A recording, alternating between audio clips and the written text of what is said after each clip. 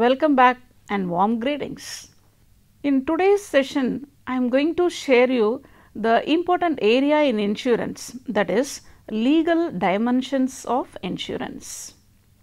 Before 1912, there was no separate legislation in British India to deal with insurance companies carrying on insurance business. They were governed by the provisions of the company law. As the provisions of company law were not enough to control the insurance business, two acts were enacted in 1912 to provide for the control of life insurance companies in India. The Life Insurance Act 1912 was mainly framed on the basis of English Assurance Companies Act 1909, but it did not focus on other forms of insurance than life. The result of the absence of any legislation governing business other than life was to give the foreign companies complete freedom in their business. With the gradual growth of insurance habit, Indian companies were framed with the object of carrying on business in fire, marine and other kinds of insurance, and the incentive came after the Great War of 1914 to 18.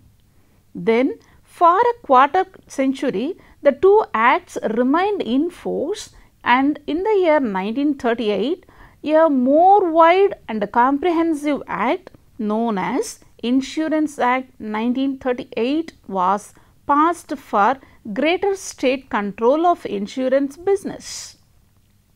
In 1956, the life insurance business in India was nationalized, and certain provisions of the Insurance Act 1938 applied to the LIC of India. In 1972, the General Insurance Corporation of India was passed to govern the business of general insurance in India. Later, the GIC Act 1972 was amended and the exclusive privilege ended from the commencement of the Insurance Regulatory and Development Act 1999.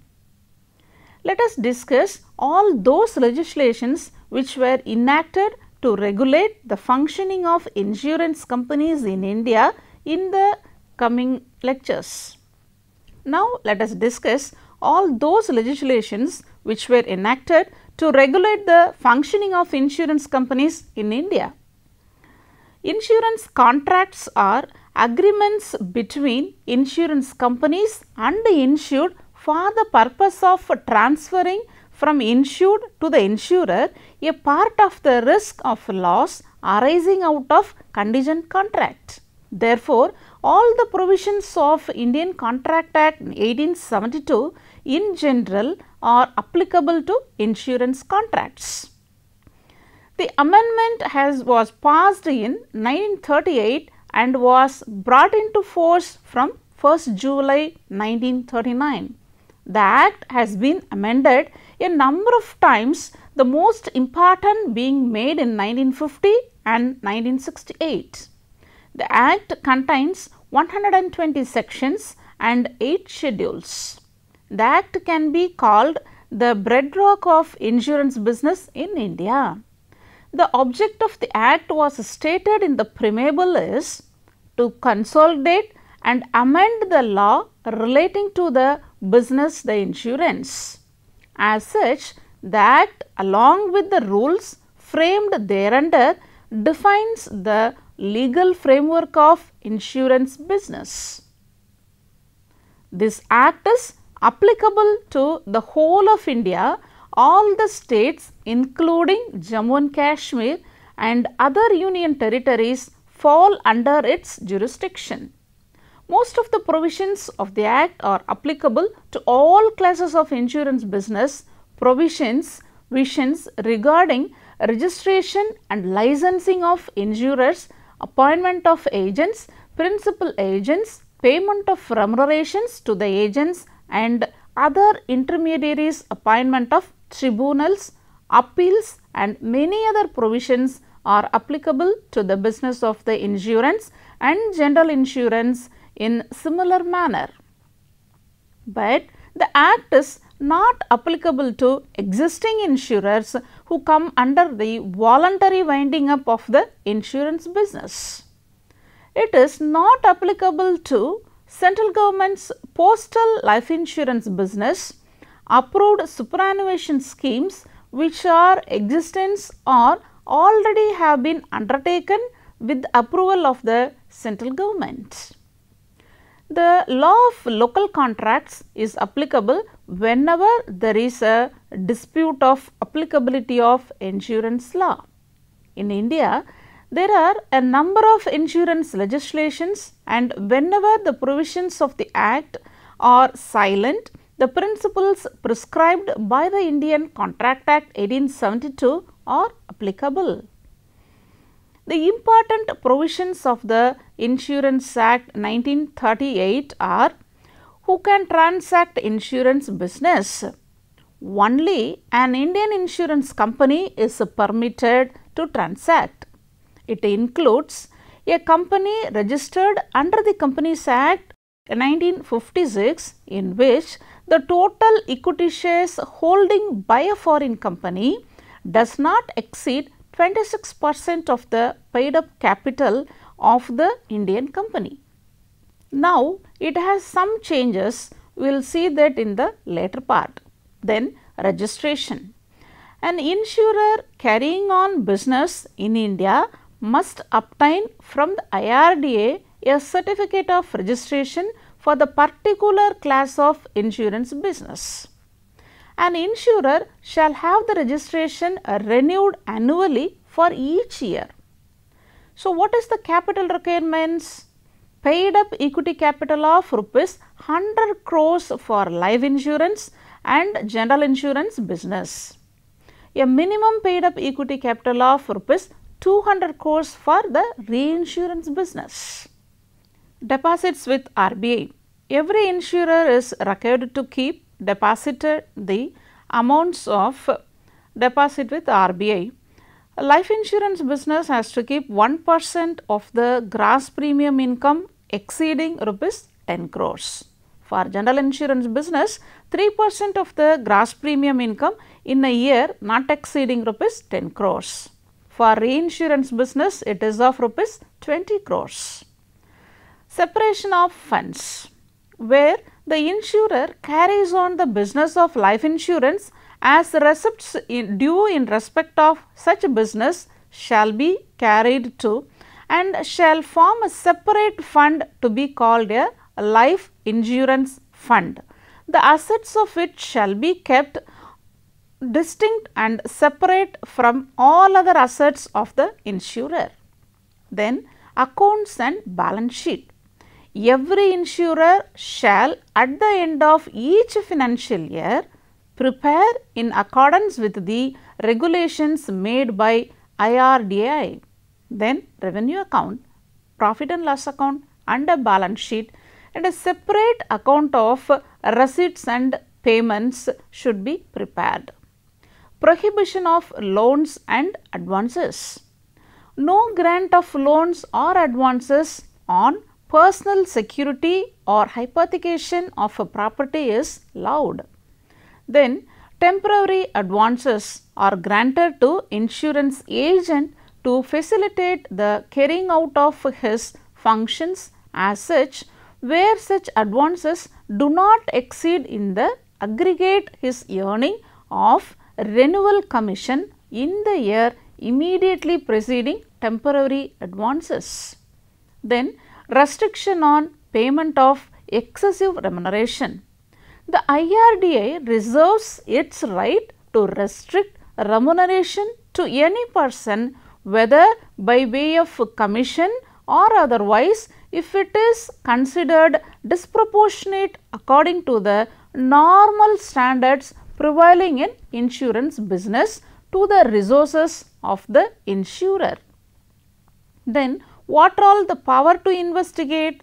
The central government may at any time by order in writing direct the controller or any other person specified in the order to investigate the affairs of any insurer and report to the central government.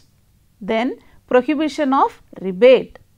No person shall allow or offer to allow as an inducement to any person to take out the insurance any rebate of the whole or part of commission payable or any rebate on the premium shown in the policy. Any person making default in complying with those provisions shall be punishable with fine which may extend to ₹500. Then what about licensing of agents? Insurance agents are intermediaries whose function is to solicitate, procure and service general insurance business. Agents are required to hold a license which is granted by the Controller of Insurance or any other authorized officer of the GIC of India or of the subsidiary companies. Apart from individuals, license may also be granted to corporate societies, panchayats, etc. Then, what are the advance payment of premium?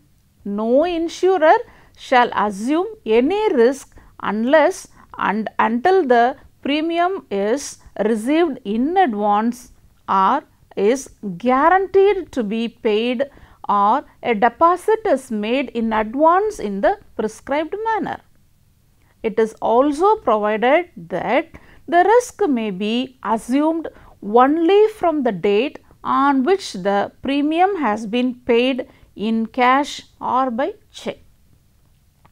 Then you should know about Tariff Advisory Committee.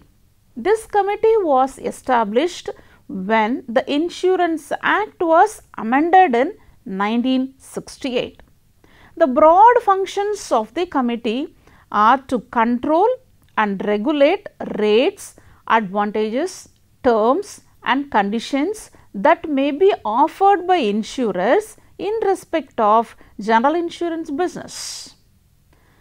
In Life Insurance Corporation Act 1956, this act was enacted on 18/6/1956 and came into force with effect from 1/7/1956. The act was formulated with an objective to nationalize the insurance business and acquire the existing business of the life insurance companies on the date.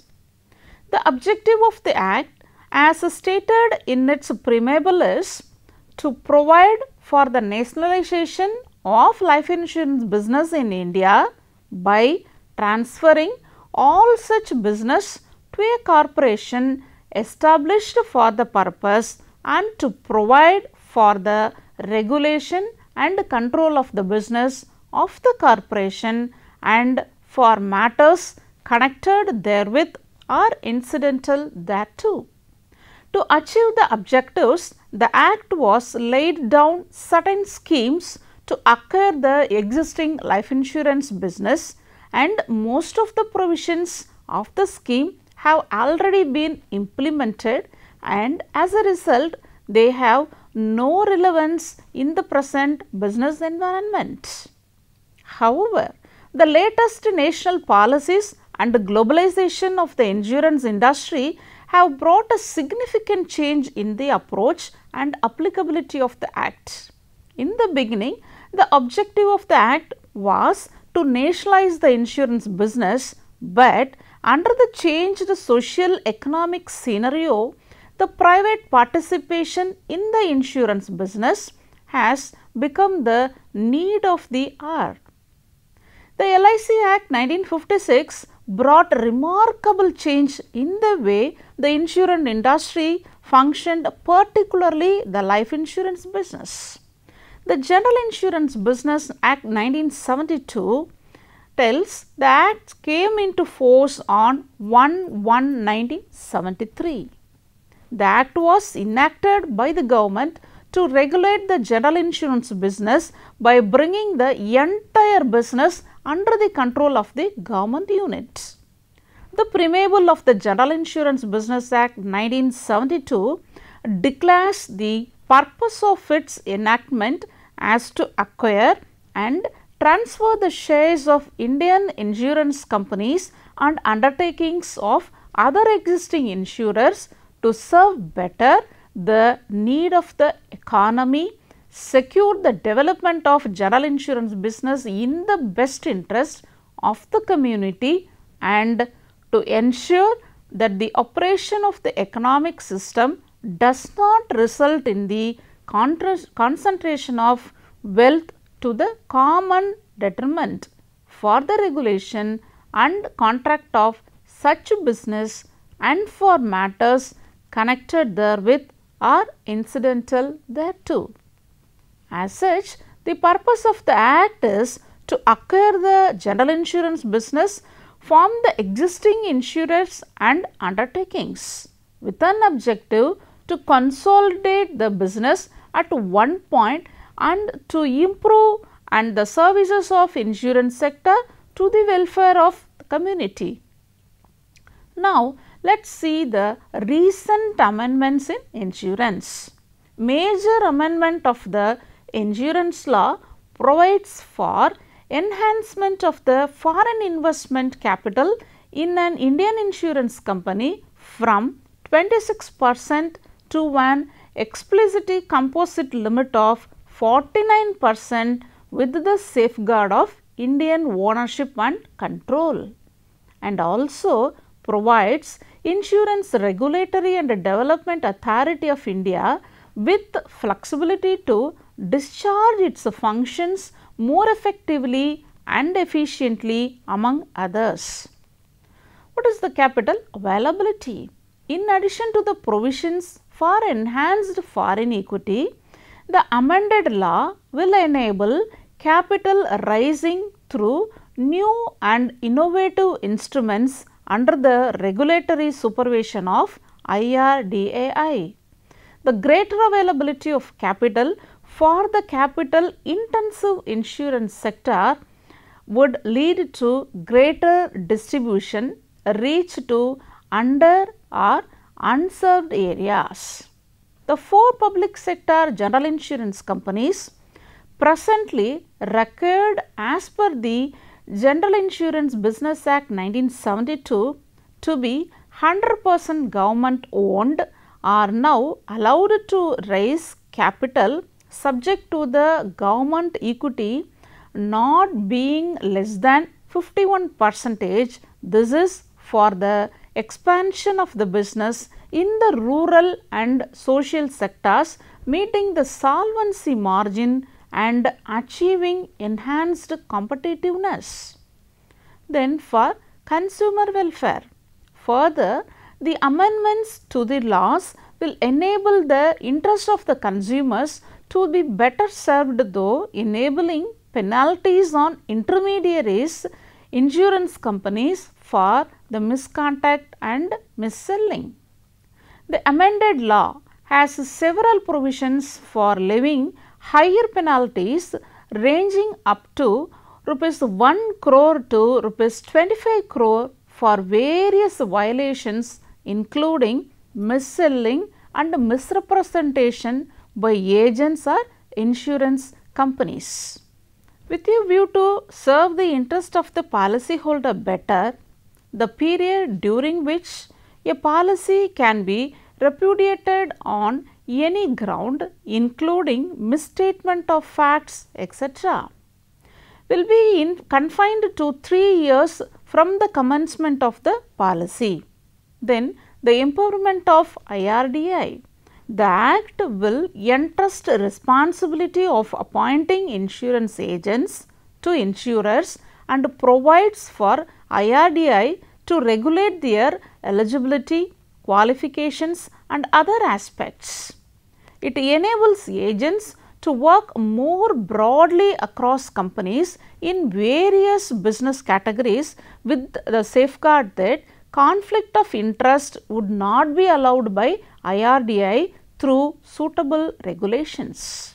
Further, properties in India can now be insured with a foreign insurer with prior permission of IRDAI, which was earlier to be done with the approval of the central government. Then health insurance. Health insurance business inclusive of travel and personal accident cover and discourages non-serious players by retaining capital requirements for health insurers at the level of rupees 100 crores, thereby paving the way for promotion of health insurance. Then promoting reinsurance business in India.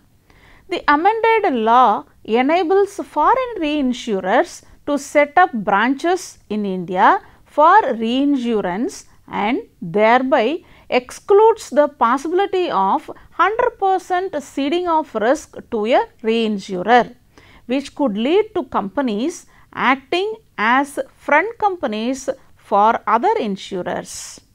Further, it enables Lloyd's and its members to operate in India through setting up of branches for the purpose of reinsurance business. Strengthening of industry councils. The Life Insurance Council and General Insurance Council have now been made self-regulating bodies by empowering them to frame bylaws for elections, meetings and levy and collect fees etc. from its members.